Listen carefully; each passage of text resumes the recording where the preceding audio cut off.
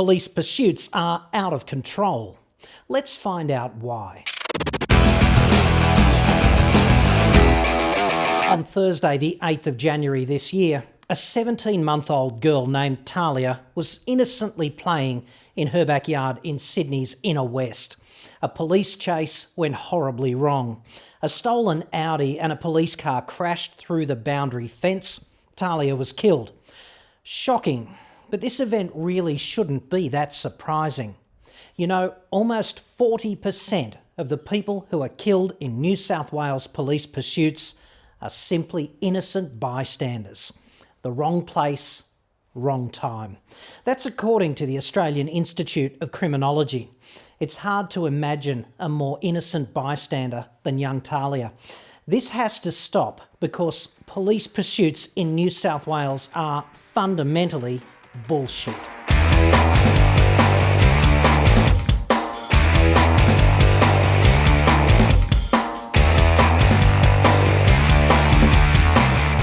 Four years ago, 21-year-old Hamish Raj, a pretty good kid by all accounts, was suspected of speeding on a motorcycle in southern Sydney. Police activated their lights and sirens. It's impossible to know what went through young Mr. Raj's mind in that moment, and he's certainly no longer in a position to tell us. Perhaps his amygdala took over. Testosterone, noradrenaline, cortisol, the fight or flight reflex, whatever. He fled, and during that pursuit at speeds up to 150 kilometres an hour, he clipped the median strip, which destabilised the motorcycle. He veered into oncoming traffic, had a head-on crash with a car, and he died. Was he in the wrong? Absolutely. Did he deserve to die as a result of allegedly speeding? No. You don't get death for serial murder in this country. Was justice served by this terrible outcome? Absolutely not. At the very least, his penalty, and the one his family will always endure, was grossly disproportionate.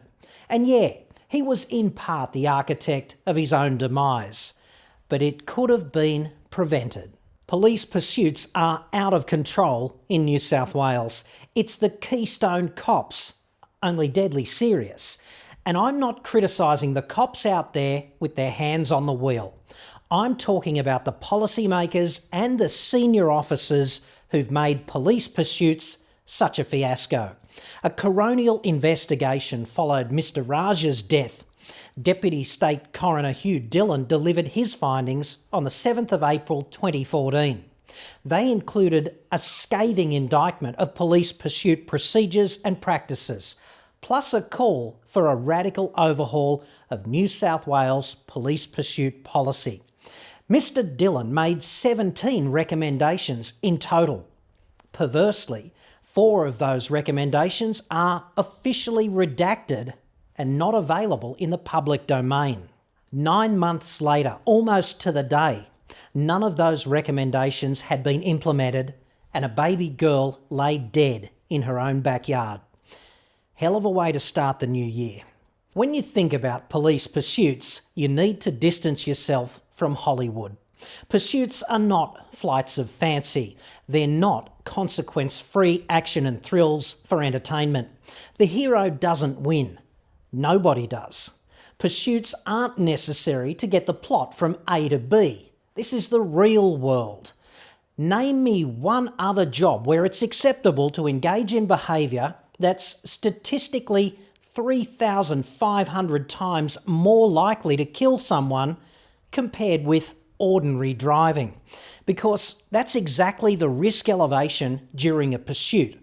That's according to up-to-date research from road safety expert John Lambert. The cops in New South Wales have such a bad record on pursuits that they stopped publishing pursuit statistics in their annual reports 8 years ago. That'd be comical if it weren't so serious. So the most recent publicly available statistics on pursuits are found on pages 102 and 103 of the 2005-2006 New South Wales Police Annual Report.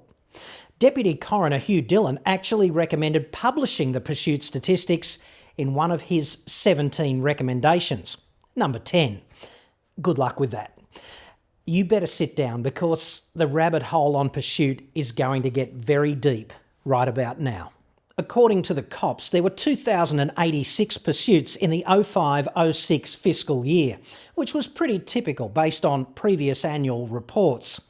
773 of those pursuits just got called off, either by the officer driving the cop car or by a supervisor back at the base. That's 37% of offenders just getting away with it right there. Plus, almost one time in 5, 372 pursuits, or 18%, the cops simply lost the bad guys. Oops-a-daisy. Pathetic. About 1 in every 17 pursuits ends in a crash. It certainly did on the 8th of January this year, that's for sure. So, 6% of pursuits end in a crash and 55% of the time the bad guys just get away. Does anyone even think that's halfway acceptable? Except if you're a bad guy, then the odds are actually quite favourable. According to the New South Wales Police safe driving policy, pursuits should be a last resort. Nobody wants to see Hannibal Lecter driving off into the sunset scot-free, of course. But why exactly are the cops doing all this pursuing in the first place? 40 pursuits a week on average. More than 1,400 of those 2,086 pursuits were initiated for traffic offences, and almost 300 more for people who just didn't stop for a random breath test. Is it just me, or does it seem especially retarded to pursue someone who's drunk? What could possibly go wrong? Why not just take the number and, arrest them in the driveway in half an hour's time? We're not talking about criminal masterminds here. Make failure to stop for RBT 5 years in the big house with Bubba and one single bet. I don't care. That'd bring those 300 RBT evaders right down. Sentence the first one, and I'm pretty sure word would get around. So that's 78% of pursuits right there. Traffic offences and drunk dickheads. Just under 300 pursuits were initiated for stolen cars, and only 191, that's fewer than 10%, for suspected criminal offences. Yep, fewer than 1 pursuit in 10 is for alleged criminal offences. But a hell of a lot for U-turns at traffic lights illegally or whatever. Arseholes. The police safe driving policy forces the cops to pursue with one hand tied behind their backs. Make that both hands. Forget Hollywood and the US police reality TV shows. Police pursuits in New South Wales are nothing like what you've seen on TV. There is no overtaking the offender. There is no pulling alongside. There's no going down the street parallel to cut the offender off. There's no forming rolling roadblocks. None of that. Despite having a high-performance Highway Patrol interceptor at their disposal, all those officers in New South Wales are allowed to do is follow and hope the offender just pulls over sooner or later, preferably before anyone dies. There's no tactical driving during a pursuit, but the cops do have tyre-shredding road spikes. The first time they deployed them operationally, 26-year-old Trevor Holton, driving a stolen SUV, crashed and killed a senior constable named Jim Affleck. That was on January the 14th, 2001. Mr Holton, with a bag-snatching accomplice sitting in the passenger seat and the accomplice's 4-year-old daughter in the back, was living out his very own Need for Speed Hot Pursuit video game fantasy that morning. I'm not editorialising here. That's exactly what Crown Prosecutor Mark Tedeschi QC told the Supreme Court in his opening address. Holton swerved across 4 lanes of the Hume Freeway to avoid the road spikes. He struck Senior Constable Affleck, who was thrown 80 metres through the air and died instantly. There's a bridge named after Jim Affleck on that road now, near that spot. Hell of a way to get your name on a piece of civil engineering. Trevor Holton said he knew about road spikes from playing the computer game, in which the main method of avoiding spikes is to veer off the road onto a median strip or the grass. He actually had the gall to blame Senior Constable Affleck posthumously in court. He said, quote, "I couldn't swerve. I couldn't dodge him. I was going too fast. It's like he didn't care what happened. To me, it was like suicide. He could see how fast I was going. He could see I couldn't stop. He could have avoided me so easy." Unbelievable. Rot in prison, you scumbag asshole. The pursuit that killed Senior Constable Jim Affleck lasted an incredible 40 minutes. It reached speeds up to 180 kilometres an hour. Pursuits routinely stretch across several suburbs in the city and sometimes even across states in the bush. This is some moron in an SUV or a Yaris, whatever, leading the cops in a V8 Interceptor across a dozen suburbs and putting untold people at risk. The Deputy Coroner wants a 2-minute limit on city pursuits and a 5-minute limit on those in the bush. He also wants to prohibit pursuits for minor traffic offences. They've already done that in Tasmania and Queensland, and there doesn't appear to be an outbreak of anarchy in either state. Go figure. The police safe driving policy basically says when the danger to the public goes off the Richter, the pursuit must be terminated.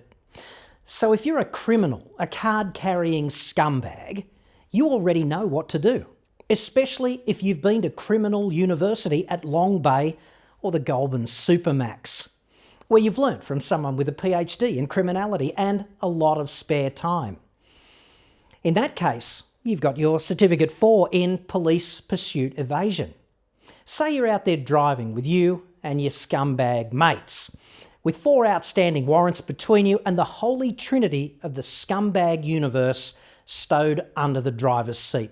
A kilo of meth, an unlicensed Glock 17 and 50 grand in cash. When the cops light you up at 1 a.m, it's pretty simple.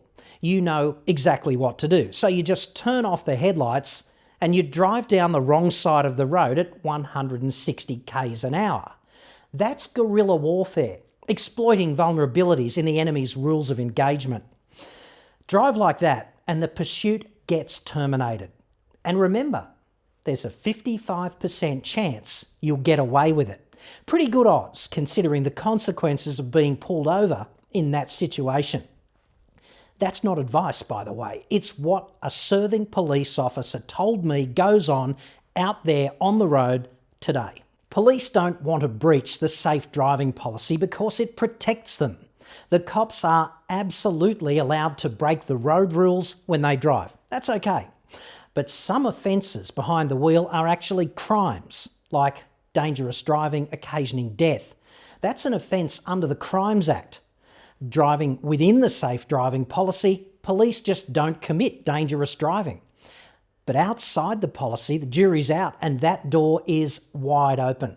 No highway patrol officer wants to be charged with dangerous driving occasioning death because cops can and do go inside for crimes. I've heard that's especially not fun for them. Deputy Coroner Hugh Dillon says the New South Wales Police safe driving policy is unequivocally flawed. The paradox, he says, is that law enforcement is overemphasised to the detriment of public safety. Certainly, he says, the key principle that pursuit is a last resort and must only be undertaken when required by the gravity of the circumstances appears to be interpreted with considerable elasticity and apparently ignored altogether on some occasions. That's coroner speak for the policy and its implementation are routinely just bullshit. Predictably enough, the New South Wales Minister for Police and Emergency Services, Stuart Ayres, turned the January 8 death of 17-month-old Talia Toifaga into a political football, citing a high-level review of the pursuit policy, which was apparently well advanced. So that's great news then. Well done, Stuart Ayres. What a load of weapons-grade political bullshit. Go read Voltaire, asshole. Hamish Raj, 17-month-old Talia, Senior Constable Jim Affleck and all the others killed in police pursuits, they don't deserve to be dead. And their families suffer terribly to this day. These people are not collateral damage. They're unjustly killed.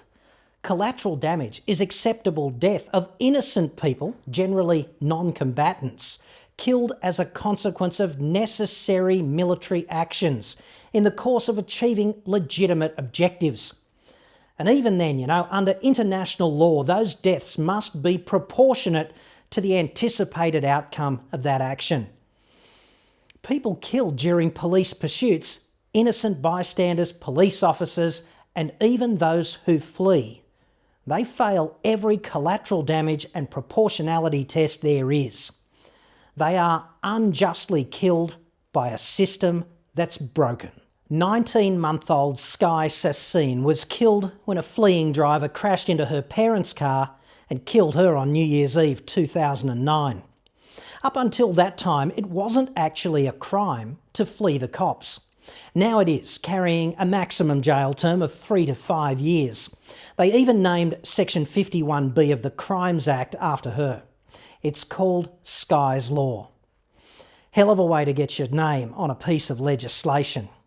She wasn't collateral damage either, just another kid unjustly and disproportionately killed in the wrong place at the wrong time. Her killer, William Ngati, was one of those rare, hardened criminals fleeing the cops, a 29-year-old armed robber. He's eligible for parole in 2024. Sky Sassine will of course be dead forever. The collateral damage and proportionality tests are why Queensland no longer engages in trivial pursuits. They've put public safety first. It's that simple. In New South Wales, the inmates appear still to be running the asylum with full ministerial inaction for support. And until someone grows the balls to make the required changes, pursuits will continue to be a deadly serious problem in this state. The New South Wales Police's institutional infatuation with trivial pursuit simply must be stopped. Send the link to this video to your local state member. It might help.